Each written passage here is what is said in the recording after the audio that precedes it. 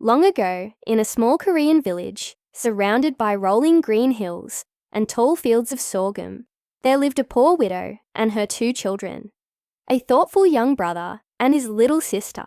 Every day, the mother would travel to the next village to work in the home of a wealthy family, leaving her children to care for each other. One chilly evening, as the mother was walking home, her path was blocked by a huge tiger. "I'm so hungry," the tiger roared. "Give me one of your rice cakes, or I'll eat you right up." The frightened mother quickly threw a rice cake to the tiger, who gobbled it down and disappeared into the shadows. The mother hurried on, but a little further down the path, the tiger appeared again, even larger than before. "That rice cake only made me hungrier," it growled. "Give me another, or you'll be my dinner." Again, the mother tossed a rice cake, hoping to escape. She ran as fast as she could, but just as she reached the last hill before her home, the tiger leaped in front of her for a 3rd time. "I'm still hungry," the tiger bellowed. The mother, trembling, explained, "I have no more rice cakes to give you." The tiger's eyes glinted in the moonlight. "Then," it said with a wicked grin, "I'll have to eat you instead." And with a single pounce, the tiger did just that. But the tiger's hunger was not satisfied. It put on the mother's clothes, picked up her basket, and crept to the little cottage where the children were waiting. The tiger knocked on the door, and deepening its voice, said, "Children, it's Mommy! Open the door!"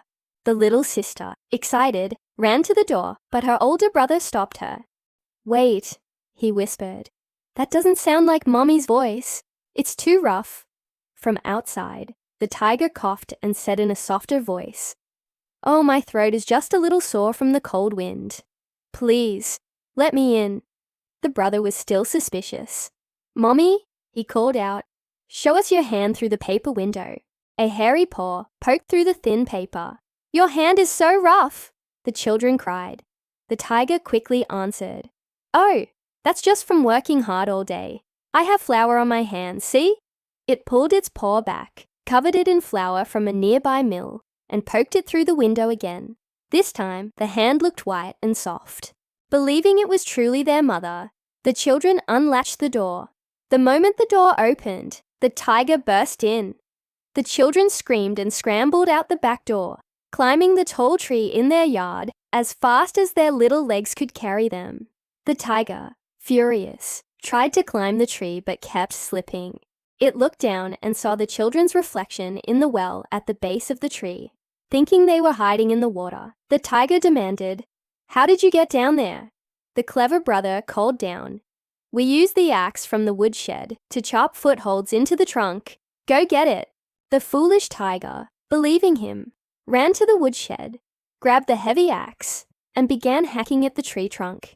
As the tiger clumsily chopped away, the children prayed with all their might to the heavens.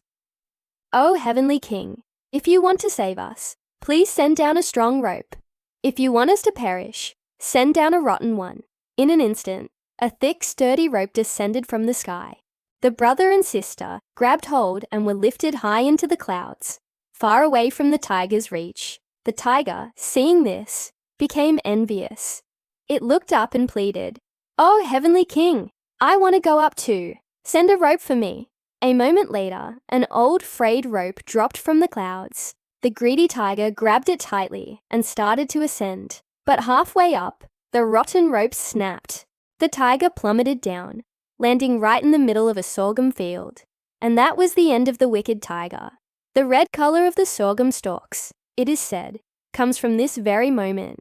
Once they were safe in the heavens, the Heavenly King was so touched by the children's bravery and love for each other that he decided to give them a special role. He turned the brother into the sun to brightly light the day, and he turned the little sister into the moon.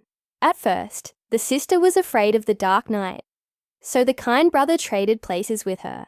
That is why, to this day, the sun shines warmly and brightly, and the gentle moon, sometimes shy, illuminates the night sky, forever watching over the world below. Thank you so much for joining us for this classic Korean tale. If you enjoyed the story, please give this video a like and subscribe to our channel for more enchanting stories from around the world. We'll see you next time.